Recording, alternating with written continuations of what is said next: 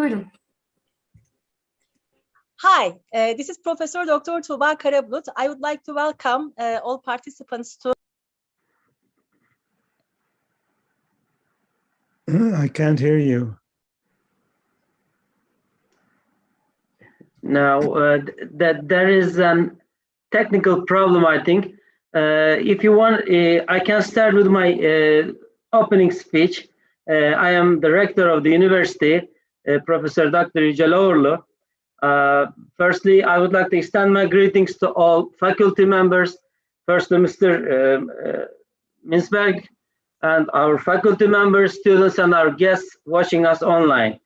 Welcome to the 19th Science and Society meetings organized by İstanbul Ticaret Üniversitesi. On behalf of myself and my university, I would like to thank Mr. Henry Mintzberg, who did not turn down our invitation and accepted to give a speech on changing management and organizational structures today. As the world is going through a very rapid change process, so are the management and organizational structures in business goes on this way. Businesses are being forced into change by many internal and external factors, which prompt constant change. A lot has changed during the COVID-19 process in particular, and the management of businesses were also impacted by this change, rapid change. Management and organization have been among the most important research topics in business administration in recent years, not only for profit organizations or public institutions, but also non-profit, non-governmental organizations have to keep up with the changes in this field in order to work more effectively and render their work productive. Given all these facts, also taking into account modern trends, contemporary trends, business science researchers are putting forward new theories every day. Today, we will listen to the latest developments in this field from Mr. Mintzberg, respectful guest. Many businesses and managers experience difficulties in certain areas, especially in respect of the change that took place during this pandemic process. Mr. Mintzberg, one of the doyens of the field, will give a guiding speech on what should be done in this field. I hope that it will be a very productive, fruitful speech for all of us. We regularly organize this series of meetings, the Science and Society meetings, online during COVID-19 process. We will initiate the necessary work so that the upcoming Science and Society meetings can be held face-to-face. In addition to the academic studies and educational activities, our university will continue its scientific and cultural activities as it was before. We recommend our students and our academics and also our guests from outside to follow us on our social media accounts and website. Once again, I would like to thank Mr. Mintzberg on behalf of myself and my university for accepting our invitation, and I hope that our conference will be beneficial and fruitful, and I don't want to take more of your time. Thank you very much again. That's all for the time being. Thank you. Thank you. Dear Professor Mintzberg, I had a connection problem. I apologize for that.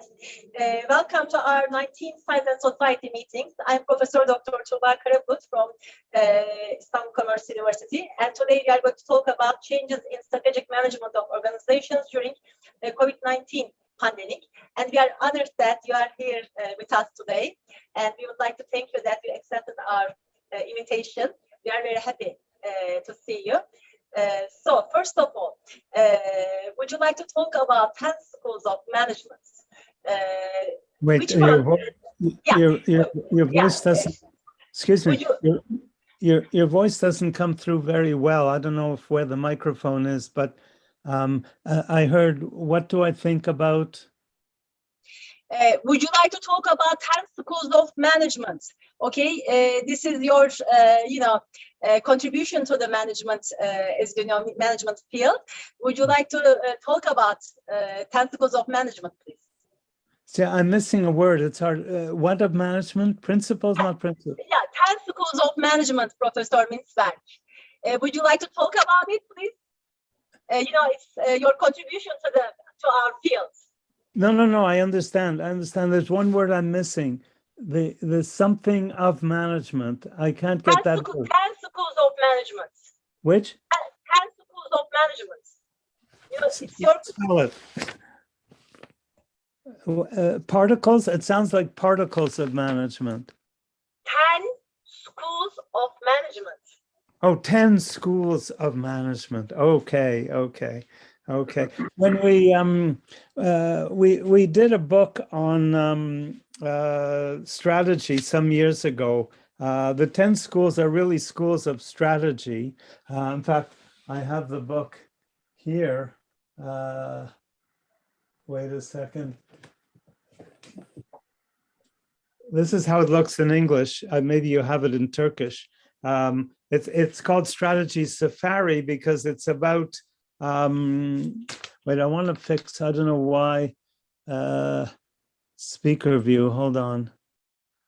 Okay, yeah, I don't know, my image doesn't seem to come through on the screen, but it's about different schools of strategy.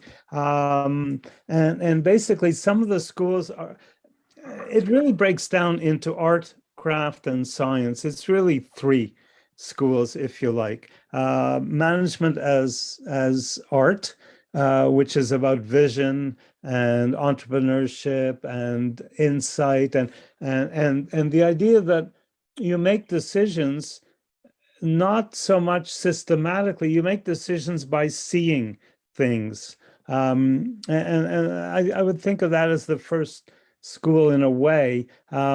If you sometimes when you're hiring a person, when a manager is hiring a person, they can tell in 2 seconds if they're going to hire that person or not, because they just see the person and they decide this is going to work or not work. So I call that seeing first, and it's more the art of management. And some of the schools, one of the schools is called the entrepreneurial school, because entrepreneurs who create their own companies tend more to see things. There was a supermarket chain built by an entrepreneur in Canada, and he used to go shopping in his own stores every Saturday morning. And when he wanted to open new stores, he used to drive around the city. He didn't study a plan of the city. He didn't read reports. He drove around the city and he would see a road being built and he would say, that's where my next store is going. So that's the kind of seeing school, art school. The craft school is based on experience. And it basically says you make decisions or make strategies by what you experience. And my favorite story, do you have IKEA in Turkey, IKEA Yes. stores? So my favorite story is about how IKEA came to sell furniture unassembled, which was good for the customer because it's cheaper, and it's good for the company because it's less work, and they could package it and people could take it home. It's a brilliant idea. And the idea came from a worker who tried to put a worker at IKEA, before they did this, they tried to put a table in a car and it didn't fit. He took the legs off, which is normal, so he could get it in the car. But then came the critical strategic moment, which was, wait a minute, if we have to take the legs off, workers, then the customers have to take the legs off too. And that became the key to the strategy. It wasn't a chief executive decision. It wasn't a meeting. It wasn't a strategic plan. It was doing something. They did something and they realized what the strategy could be. I call that doing first. Okay. And then the third one I call thinking first, which is the way we think that we make decisions by defining the problem and generating alternatives and evaluating them and choosing one. Nobody gets married that way. At least if they did, they wouldn't get very far. People get married more by seeing first. You walk into a room and there it is. That's the woman I'm going to marry. My father said that to my grandmother when he met my mother. He called her the same day and he said, today I met the woman I'm going to marry. So it wasn't much analysis. But so that's a third approach in a way. And a lot of the strategy, 3 or 4 of the schools are really about that. They're about designing strategy and formulating strategy and strategic planning and all that. That's thinking first. And it doesn't always work. So that's more or less an overview of the schools. Okay, thank you very much. Which school is more important, do you think? Say it again. Which school is more important? Sorry, what's very important? Which one is more important? Which school? All the schools. I think I make a triangle: art, science, craft, and I put management as a practice in the middle, because management uses all 3. I think craft and experience is probably the doing first is probably the most important. But seeing first is also critical, and thinking first is dominates. So it's not that it's not important; it's too important. It gets too much attention, and in business schools or management schools, there's too much attention to teaching analysis, which is important. But of course, you can't teach art. You really can't teach the art of management. You have to do it. And the craft comes from experience. We run our programs with people who are managers, and therefore they have the experience. Therefore, they come with the craft. And then we can sort of give them a chance to talk with each other and share their experience and learn, reflect on their experience. Even with younger people, you know, if you're talking about how you work in a group, everybody has experience working in a group. And the craft view is not to teach theory about how to work in a group. That's analysis or science. But the craft view is to have them share their experiences about working in groups and when it worked well and when it worked badly and why it worked well and why it worked badly.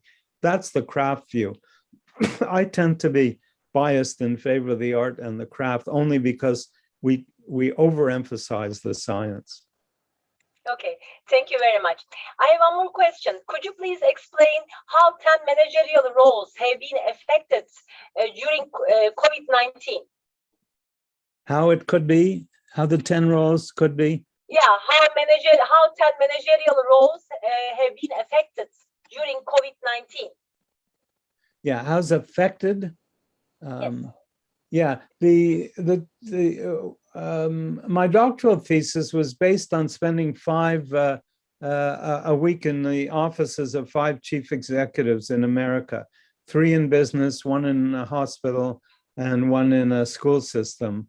And the traditional description of managing was planning, organizing, coordinating, and controlling. But I didn't see that. I saw them getting interrupted a lot. I saw them spending as much time with people outside their organizations as inside. I saw a real action orientation and so on. It was very different from the traditional description. And so I described 10 roles, information roles and action roles and people roles and so on.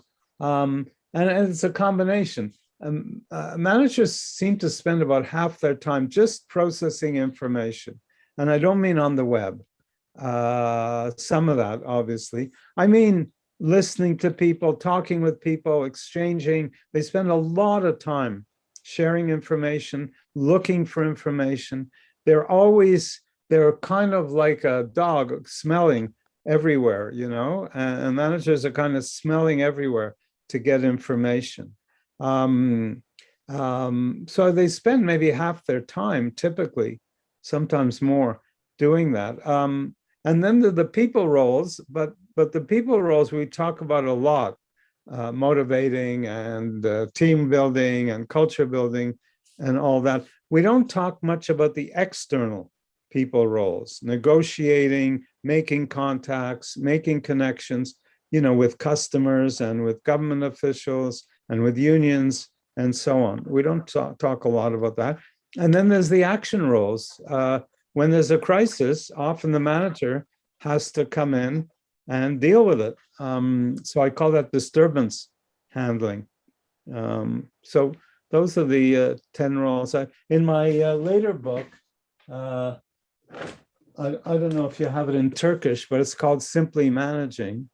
I have a different description, similar, but I think more cohesive, a different way of describing it.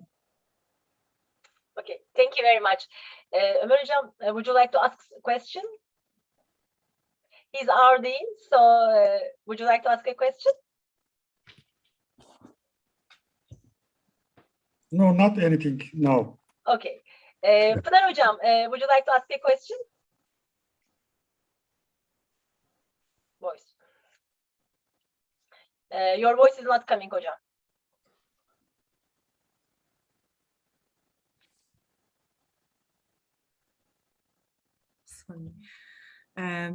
Hello, you are welcome, first of all. It's nice that we always talk about the managerial roles and your contributions to management science. And I want to ask, do you think that leaders should have different approach than managers in organizations?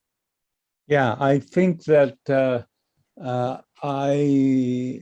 no, I don't think we should separate leaders and managers. I know that a number of people have written about leaders do more important things and managers do less important things.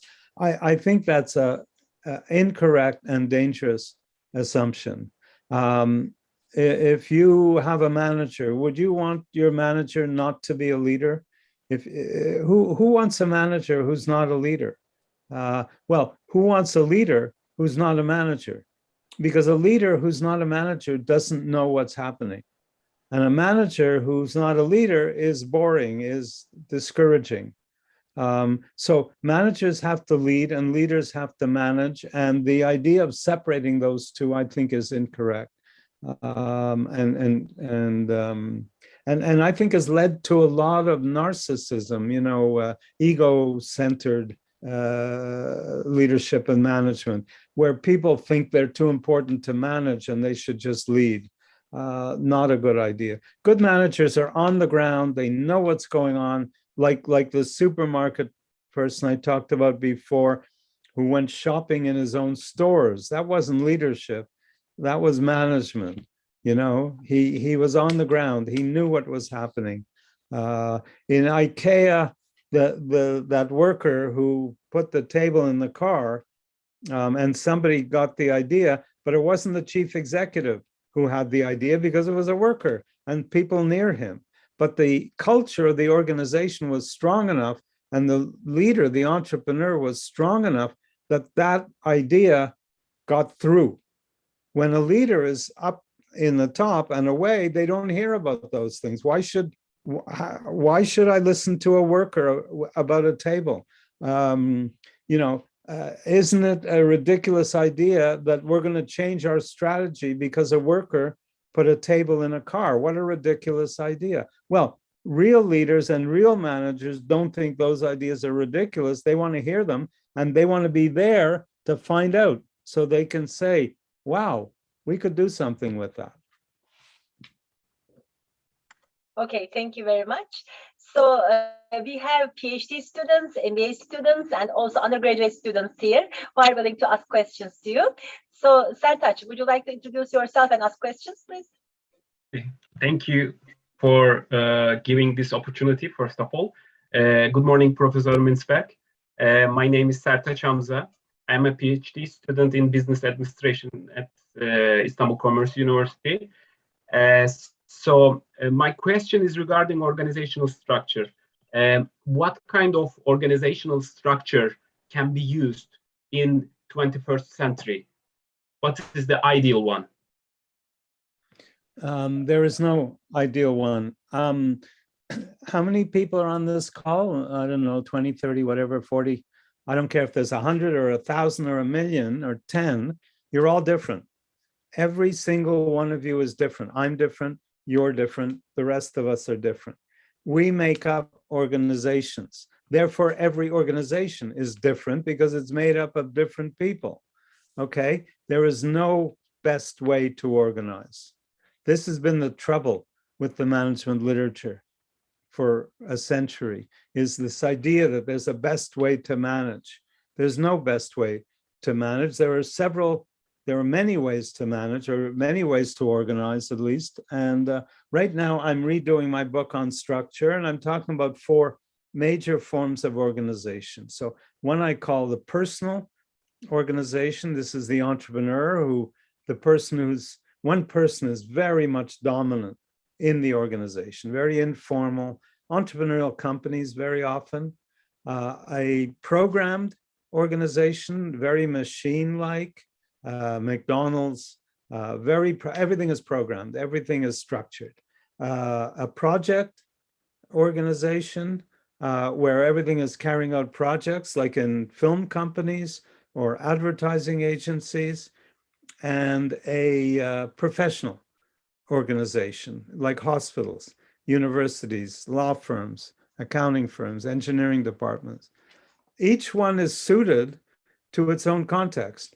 So in the 21st century, all I would say is we use more project organizations now than before, but it's not good for everything. Don't try and run an airline with a project organization. Don't try and run a hospital with a project organization. You need a professional organization. But even those 4, and that's the other part of the book now, even those 4 are mixed together in all kinds of ways. So in a programmed organization, everything is very structured, but you do have a research department, which is more like a project organization. So McDonald's has an advertising agency, or maybe a research or a food development department that can't be run the way the restaurants are run.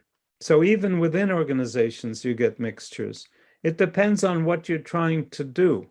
And if you're doing a very routine, like making hamburgers all the time, then you use a programmed organization. But if you're trying to advertise hamburgers, you use a project organization. By the way, I work for McDonald's. The example was excellent. Okay. In my professional life, I work for McDonald's. Okay, good. Thank you, Professor. Thank you very much, Professor Mintzberg. Emil, would you like to ask a question? And please introduce yourself as well. Good evening, everyone. Dear Prof. Mintzberg, I have just one question. How can companies accelerate their organizational innovation process? Say the first part, how can companies accelerate their organizational innovation processes? Well, that's a big question, isn't it, for everybody? Let's start by saying you don't always want innovation. Sometimes, if you go into a hotel, what you want in a hotel is programmed expectation. You want everything to be exactly the way it's supposed to be. An 8 o'clock call for wake up, you don't want it to come at 5 after 8. And if you walk in the room and there's a big flashing light saying welcome and all that, you don't want that. You don't want innovation. You want prediction. But when you need innovation, the trouble is that the question usually comes up in organizations that are very programmed. And the programming contaminates the other activities. So you may need a creative advertising agency for McDonald's, but if the people who run restaurants are dominating the discussion in the advertising department, then they're not going to be very creative. They're not art.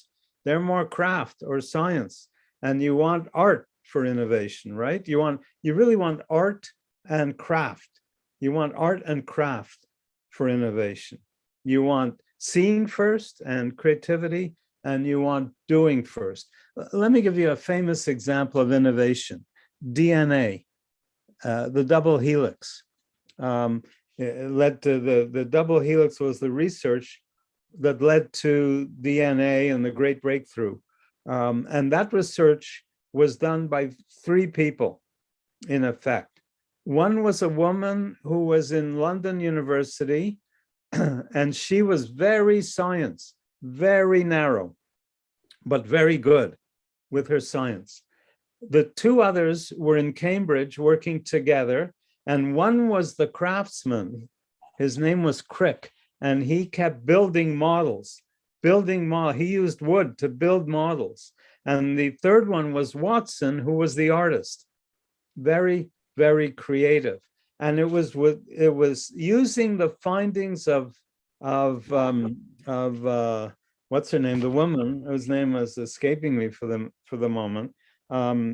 Franklin was her name, using her research and building their models, and with Watson's creativity, they came up with the DNA, with the double helix shape, and Crick built a model of the double helix, and Franklin said when she saw it, she said, "Oh my goodness, it was staring me in the face and I never saw it."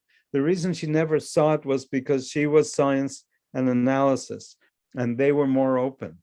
So you get innovation when you get those kind of combinations of great creativity and great art and great craft and great science. Let me say a word about creativity. I think it's important. There are 2 kinds of creativity for me. There's spectacular creativity, amazing creativity, like Tchaikovsky's Violin Concerto. When I listen to that, it's just amazing. That's Mozart, amazing creativity. But that's not the creativity that changes the world.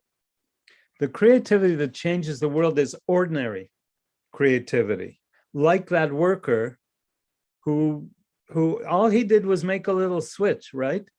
He said, if we have to take the legs off, then our customers have to take the legs off. That was innovation, because it led to a whole new concept of selling furniture.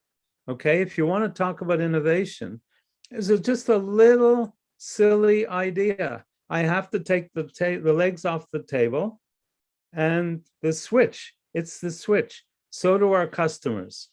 And as soon as you make the switch, that's what innovation is. And anybody, a joke is a switch.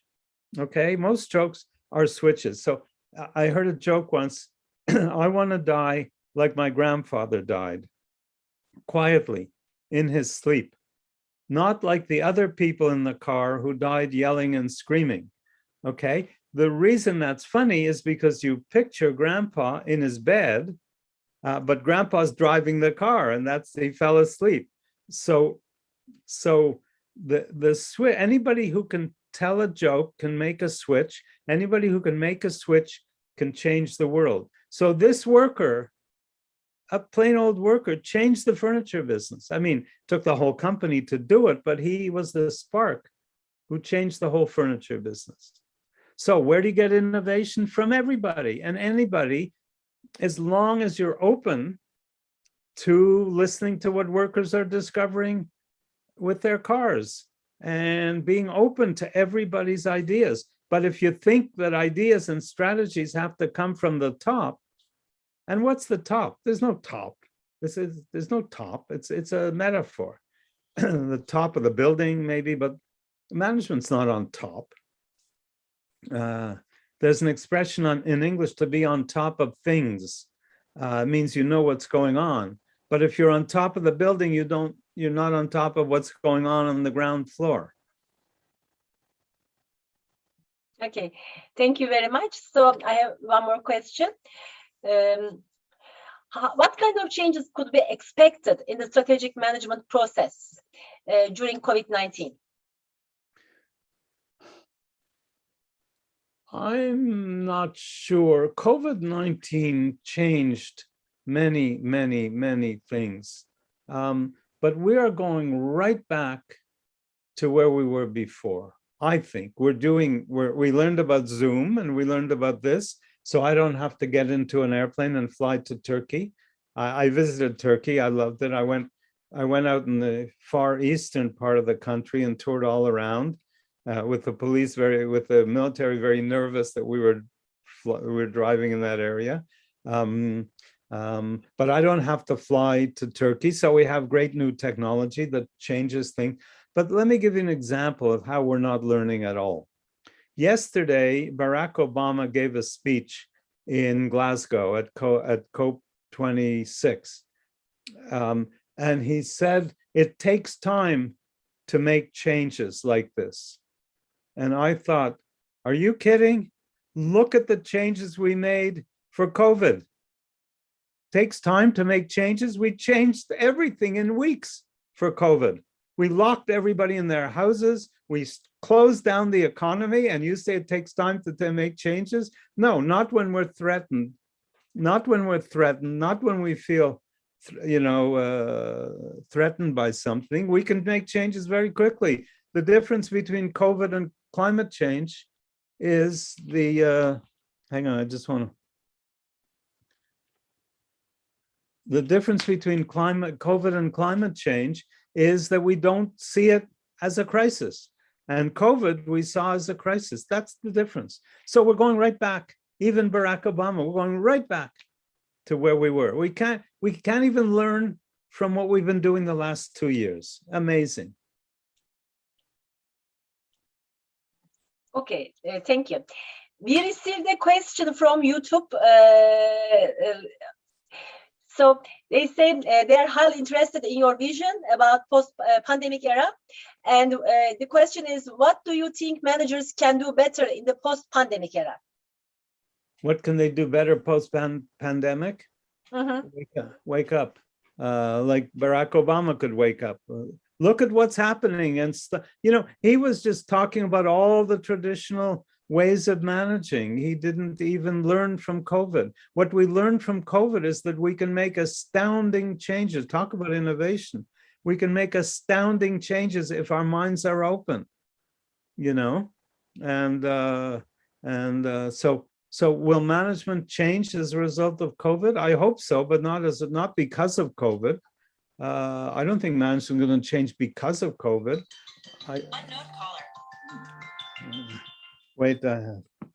I don't think management changes because of COVID. I think, let me just turn this off. I don't think management changes because of COVID. It should change because of what we learned from COVID, but will it? You know what I'm writing about now?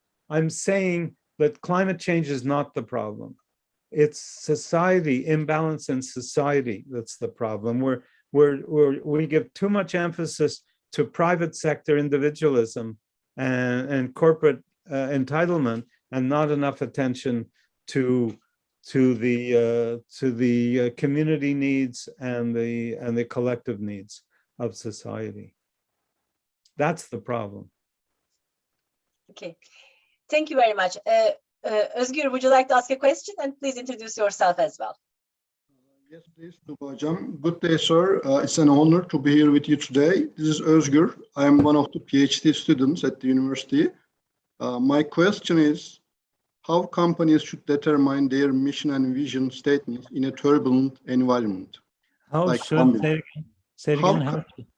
companies should determine their mission and vision statements in a turbulent environment like pandemic? Well, mission or vision statements are broad. They're effective when they're very broad. A mission statement that says,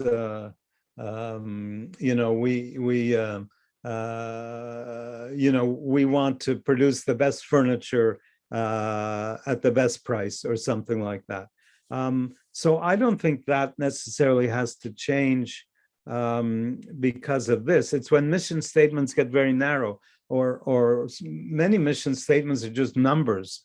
And to me, that's useless. You know, our vision is to be the biggest, or our vision is to make 20% profit. Those aren't mission statements. Mission statements are images, almost metaphors, that enable you to see ahead where you're going. You know, our mission, what I'm doing now is to rebalance society. I think, as I said a moment ago, I think too many societies are out of balance between public sector, private sector, and what I call plural sector. In other words, between government, business, and community. And so that's a mission statement, if you like. We need better balance between government, business, and community. That's broad, but rather specific in a way. And all COVID did is reinforce that for me. I realized, because the countries that did best with COVID, the countries that dealt with COVID best, have that balance. Scandinavian countries, Canada. The countries that did worse, like Brazil or the United States, you know, countries like that, Britain, are not in balance. It's kind of ironic, because America is supposed to be the great democracy, but America is completely out of balance on the side of business. Okay, thank you very much. We received another question from YouTube. How do you see technology like digitalization, artificial intelligence, and robotics will impact business life and organizational structures? Well, I discovered an interesting thing when I wrote my book about structure, and that is, before I talked about a programmed organization, let's say an automobile assembly line, okay? Classic program, every worker is very structured, everybody does their thing as the car goes down the line, all very, very structured. What I discovered, and so it's a programmed machine organization. What I discovered is that if you automate totally, if you 100% automate the automobile plant, you turn it into a project organization, because you no longer have to motivate the workers. There are no workers. And what you're doing instead is designing equipment and maintaining equipment and so on. So the technology changes the whole nature of the structure in that particular, talking about robotics and automation, okay? If you look at the effect of technology on community in organizations or outside, I think that every new technology has taken us away from community and toward more individualism, okay? So for example, when we developed the car, the automobile, we didn't have to travel on a train. We could take our own car and drive our own car. So we became more individual. When television came along, we didn't have to go out to a movie theater with other people or you know, for entertainment. We could stay home and watch it ourselves. When this thing came along, we all are sort of on this thing, and we don't even notice people. When we walk in a community, if you're walking in your community, if you live in a small town and you take a walk, you're going to say hi to your friends and hello to the baker, and you know, you're seeing people, you're part of the community. If you're walking around like this in your town, you're not seeing anybody. You know, you're seeing maybe somebody a million miles away on the screen, but that's not the same as walking in your community. So these technologies have taken us away from community. Community is very important in organizations. I think more important than leadership is what I call communityship. Good companies and good organizations have a very strong sense of community. Okay, thank you very much. Sarvanaz, would you like to introduce yourself and ask your question, please? Hello, everyone. Hello, Dr. Mintzberg. It was a very enlightening session. Thank you. I'm Sarvanaz. I'm doing my master's in business administration. And, you know, I have the question. I want to know, in your opinion, what kind of strategies should companies have in the 21st century? an infinite number of strategies. Like that. There are no few strategies. Porter says there's cost leadership and whatever, differentiation and so on. What's IKEA's strategy? It's to sell furniture unassembled. Okay, nobody else has that strategy. What's Amazon's strategy? It's to give you unbelievably fast service to buy things online and get them to your house. I ordered something on Sunday and it came yesterday. I ordered it on Sunday, 4 boxes. We needed a bunch of small things. 4 boxes came yesterday, 24 hours, not even. I ordered it in the evening, came in midday. What's the strategy of Amazon? It's different from everybody else's. We don't have categories of strategies. Strategies are unique. That's what, unless if you're a phone company and copy everybody else's strategy, well, it's okay if you've got an established position, but you can't develop. So I don't think there's no strategy for the 21st century. I hope there'll be 1 million strategies for the 21st century.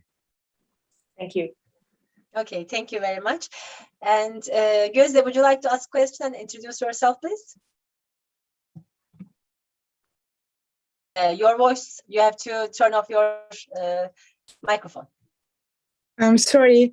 Hi, Professor Henry Mintzberg. Good evening. I am Gözde.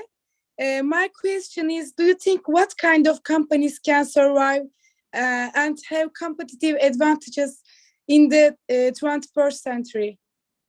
What kind of companies? Can survive and have competitive advantages in the 21st century? Well, again, I'm inclined to, by the way, it's good morning here. It's good evening where you are and good morning where I am. It goes back to the innovation question in a way, because it's about flexible companies, but I don't think, I don't think flexibility is necessarily the only thing. I mean, I don't think Amazon is flexible.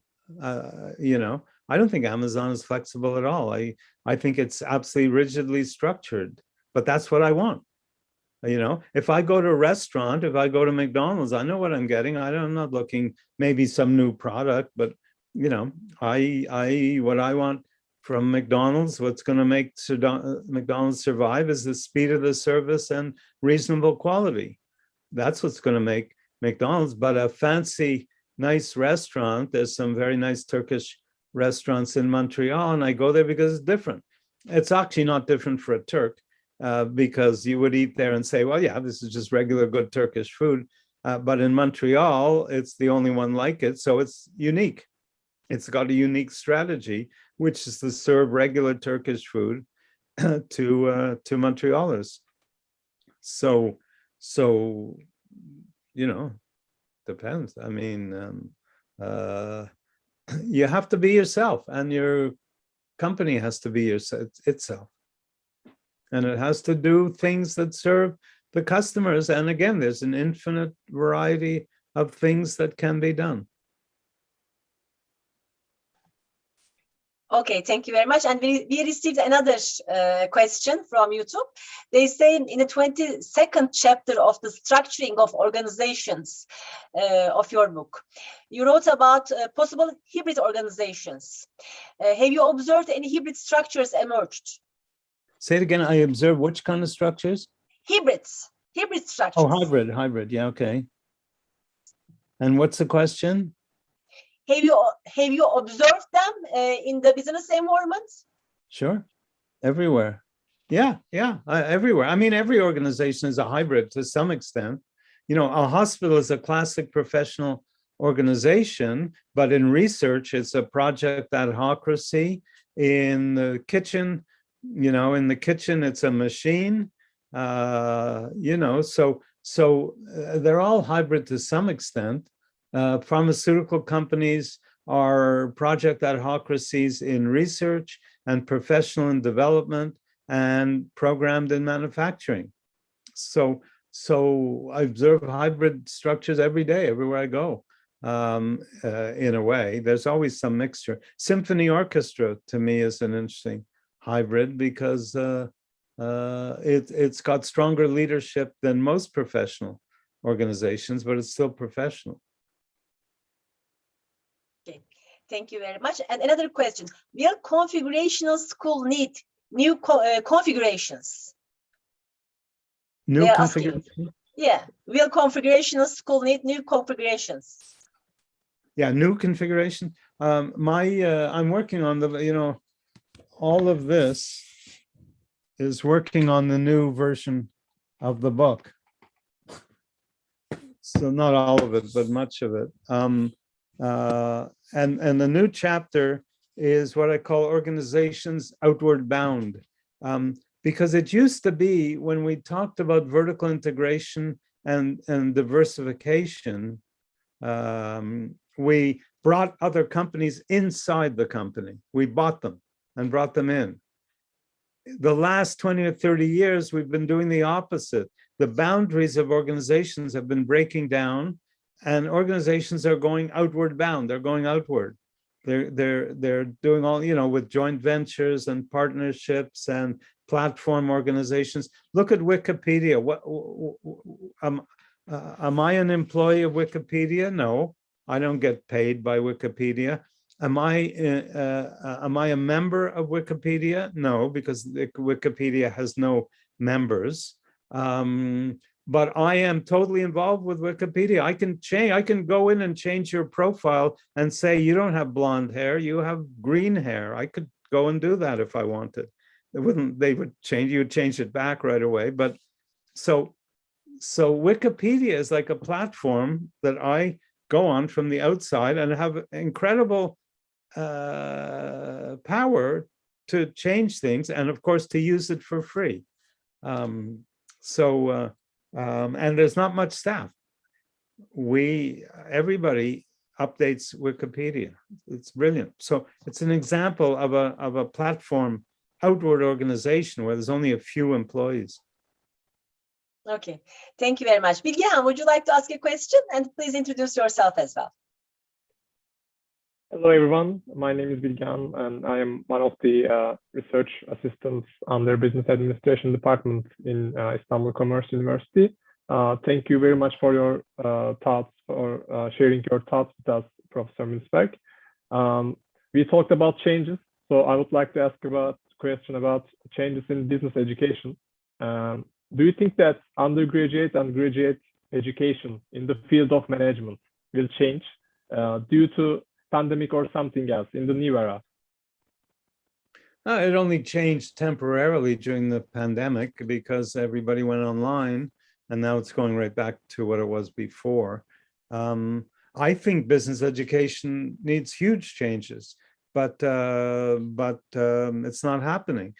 You can't create a manager in a classroom. You seem to be older students, therefore you are managers, and that's the only people we can do anything with. We can teach young people about marketing and accounting and finance and about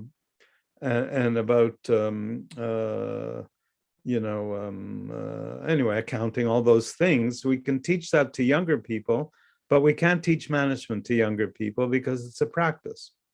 When we take people like yourself, we can do a lot more because you know what management is, you're living it, and you're experiencing it, and therefore you're capable of learning from your own experience. And that's what business schools should be doing. That's what we do in our program, IMPM.org and IMHL.org, which are two programs to train practicing managers in healthcare, in business and in healthcare.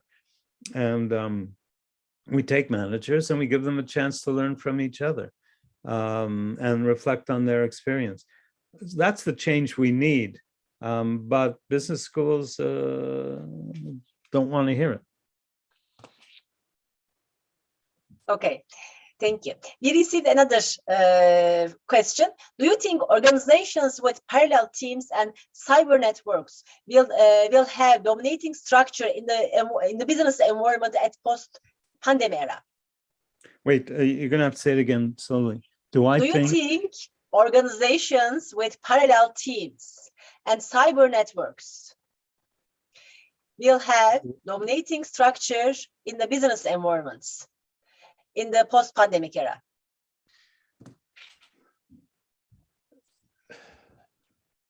You know, we need hierarchy for certain things, and we overemphasize hierarchy too. We make too much of a fuss. But if you're in a programmed organization, you need hierarchy. If you're in a programmed organization, you need hierarchy. It's just the nature of the structure, But if you're in a project organization or a professional organization, hierarchy doesn't matter very much. Because I don't know about Turkish hospitals, but in our hospitals, the physicians don't even report to the hierarchy. They're separate.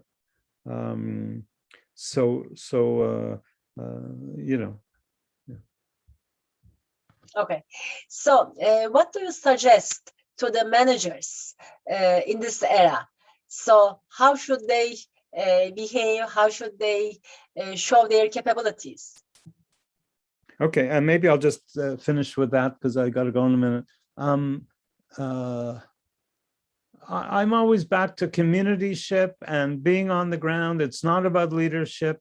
We make much too much fuss about leadership. It's about communityship. It's about being on the ground. It's about seeing what's going on. The world changes, not when Tchaikovsky writes a symphony, not when some fancy consulting firm comes in and gives you a strategy. The world changes when a worker takes the legs off a table. That's how the world changes. And that's the way we have to see it. Okay. What do you also suggest to the researchers like us? In which fields do they continue their research? Well, it's the same thing, that we shouldn't research from a distance. We need to go out and see. The world is very interesting.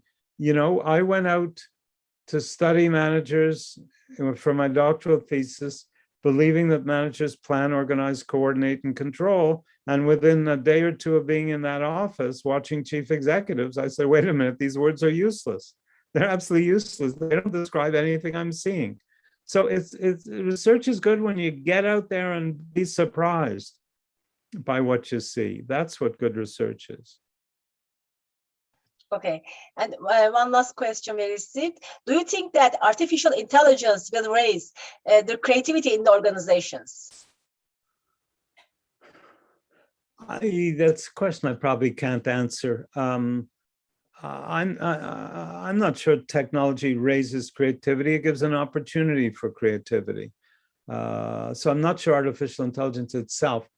We're not going to get creativity from artificial beings, but the very work in artificial intelligence may encourage creativity of a different kind, but the process won't change.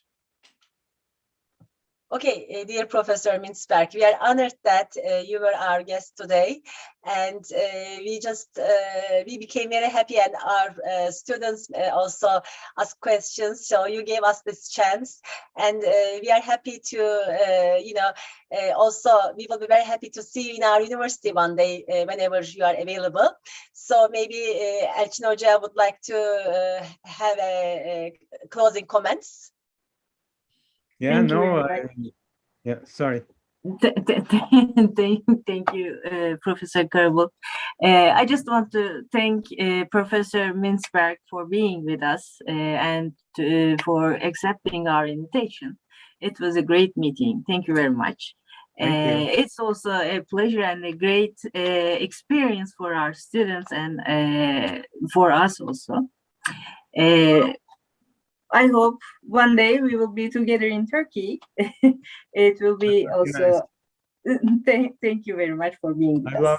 I love Turkish eggplant. Okay. I hope we will be together in Turkey and in Istanbul also. I know you didn't see Istanbul. You just we spent a few days in Istanbul too. Oh, really? Yeah. I hope we will be together again. Thank you. So, we will be very happy if you are our guest in our university. Ömer Hocam, would you like to say something as a closing remark? Okay, thank you. Welcome again, Professor Mintzberg. Thank you so much for contributed presentation and answers to questions our students. Thank you so much. Thank you all. What do you think about Facebook, the new brand? I think so here.